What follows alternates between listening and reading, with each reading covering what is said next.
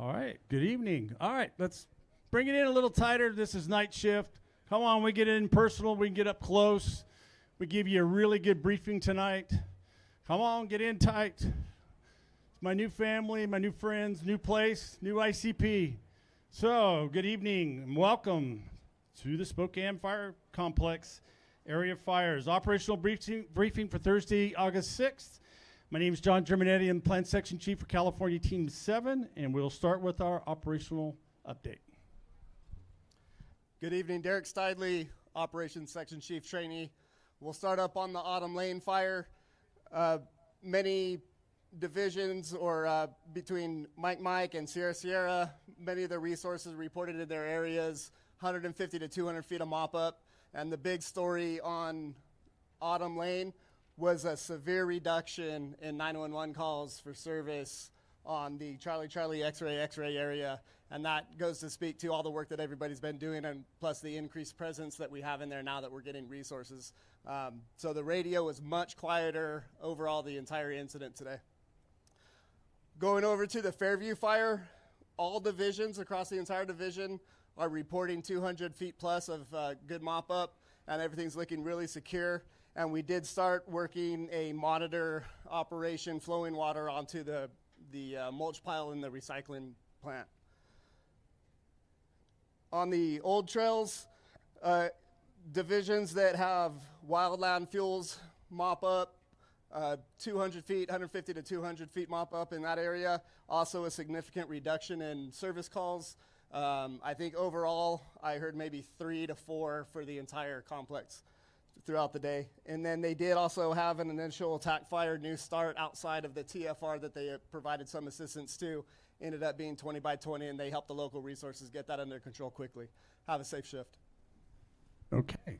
So for our incident objectives at your tailboards, please take an opportunity to review those in your IEP. Those are the instructions from the IEP, from the ICs and our agency administrators. Those are our working orders, so please take an opportunity and review those. There are no changes, and we'll begin with a weather forecast. Good evening. Another smoky but warmer night. We'll be looking at poor humidity recoveries. Really poor, actually, 35% to 40% up on Autumn Lane and the higher terrain if you're working around there. Down in the valleys, we'll get 50% or so, especially near the water. If you're up away from the water, you'll be somewhere in between. So 40% or so. Really dry and warm tonight.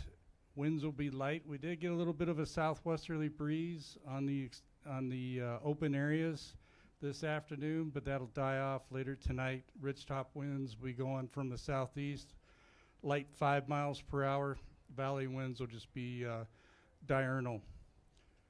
One thing that happened today, we have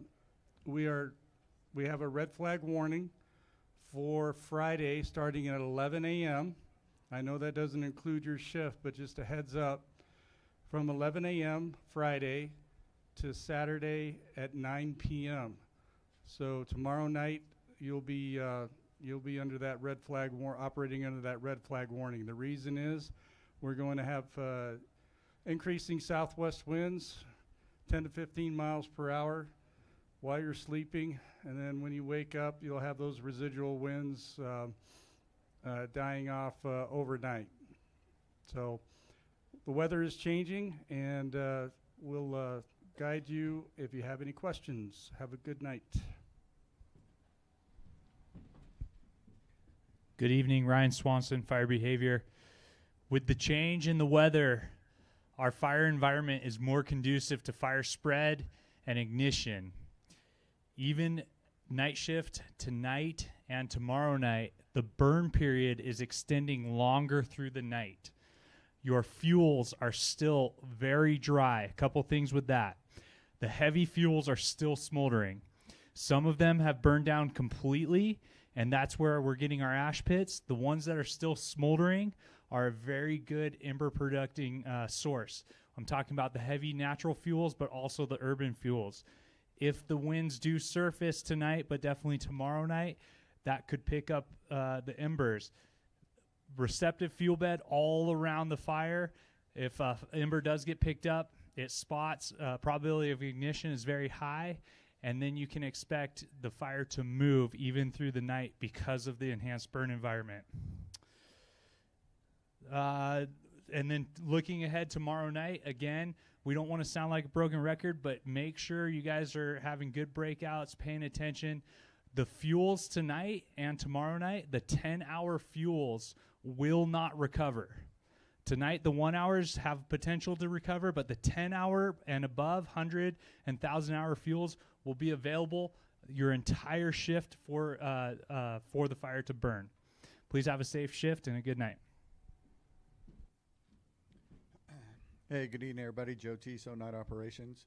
I'm going to start off with a roll call. Over on Autumn Lane, you got Garrett Prater, and tonight he's going to have Brian Brennan shadowing him because Garrett's going to be short shifting tomorrow night and rolling over to day shift. Old Trails, you got Nick Chapin, and on Fairview, Mark Seastrom. All right, for those of you that are new, welcome. Thank you. We enjoy having you out here to help us out. For those that have been here, thank you for the work you've been doing. I know the calls for service have been going down significantly over the past several nights, but don't let that lull you into a sense of complacency. I want you to still be actively patrolling, and if you see the members of the public out there, take the time to talk to them and see what their needs are. If there's anything you could do to help them out, that's greatly appreciated. Hope you have a good night, and we'll see you in the morning. Evening, everybody. Eric Vergeries, Air Ops. So tonight you'll have a UAS flying up there on the Autumn Lane fire. We also have air ambulances out of Spokane, and if you do need to talk to them, make sure you're clear and concise. Pull out your IRPG. It kind of shows you the orientation of which way they're going, not the way you're pointed. So have a good, safe shift out there, and I'll see you tomorrow. Good evening, Ron Oatman, safety trainee. If you can turn to your 204, look under special instructions. It's the first time it's on here tonight. And all the divisions have the same thing. Avoid working in urban areas where smoke is present. If you are working interior of the fire perimeter, ensure appropriate PPE and airway protection is utilized. We're not talking about dust masks. We're talking about the proper PPE, the respiratory protection that you probably don't have with you unless you're a type 1 engine. So avoid that smoke. I pulled up the stuff that's coming off of that kind of smoke, the structure fire, burn structure fire smoke. We're talking about carbon monoxide, hydrogen cyanide, carbon dioxide, benzene, formaldehyde, acrolein. Most of these I can't even pronounce. Styrene, toluene, xylene, and goes on and on. The list goes on and on. So this isn't the stuff that's going to cause an IWI that we talk about every night. This is the stuff that you're going to pay for 2 years from now, 5 years from now, 10 years from now. So stay out of that smoke as much as you can. Really, that's all I can say. Have a great night. Good evening, guys. Jeff Davis, one of your ComLs. Welcome to camp. If you need any radio needs or batteries, you can go to the second tent way over there. Or if you happen to go to supply, you may pick up batteries at supply. For people who have this type of radio, it's a digital radio. If you're on the command channel, it'll tell you the single strength of the command channel you're on. So if you get a red bar that you're on the wrong command channel, try to turn to a different command channel or move your position to get higher or left and right. Have a safe shift. Hey, good evening, everybody. Chris Bowles, Medical. So today and yesterday, we saw a few injuries trickling through the medical unit. So I'd like to remind you, or for some of you that may be new, next to the camp, the crew camp area, we have our mountain medics, big black fifth wheel type trailer with some orange striping on it. They have a medic, they have a nurse, they have telehealth capabilities. They can evaluate your injuries and get you the right treatment. So if you need any over-the-counter medications or you need to see anybody for an injury, that's the place to go first, all right? So give them a visit if you have anything. Other than that, have a safe shift. Good evening, night shift, Mike Farmer Logistics. So a lot to cover. Start with the showers. So they open at 5 in the morning, close down at noon for 2 hours, and they open back up at 2. They'll be open till 10 o'clock.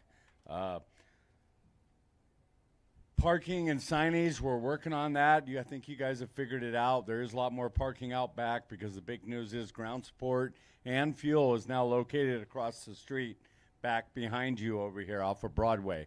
So we have ground sports set up over there. They're no longer back behind me. Supply, line orders. If you need line orders, it is in your IAP on page 30.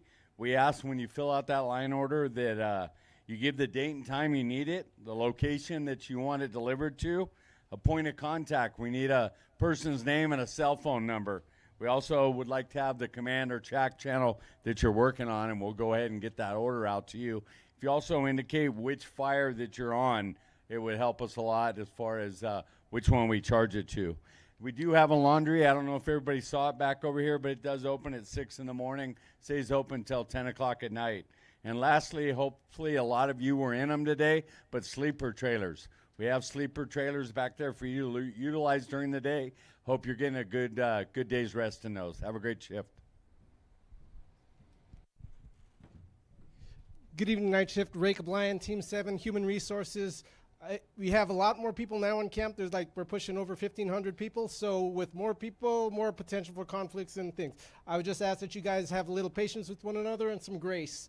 On page 27 is my contact information. I'm located in the back corner of this building over here. If anybody has any HR needs. Thank you. Okay, a couple of other things. If finance is here, young ladies and our gentlemen from finance, please raise their hands. They're here to pick up CTRs or answer any questions for you if you have finance needs. We also have a training specialist in camp. They're inside. Please go in there. If not, you can look in your IAP, and there's a QR code that you can pre-sign up. We want to capture training for you, and also the PIOs have stated that they have some lost and found things that have been turned in. If you've lost anything or need to find something, please check with the PIOs, and they will be your person to chat with. And for our closing comments, our IC, Tom Clemo. Yeah, good morning, Night Shift. Hey, I'd like to start with a big round of applause for logistics, who got us moved from the high school to here and set this place up. Strong work. Over the last couple of days, we've been spending a lot of time trying to look at what the long ball of this incident is going to, how it's going to materialize. And I really kind of see it in three different phases. The first phase is the one that we're in right now, and that's trying to take the heat out of this. And we're doing that all over. The containment's gone up quite a bit.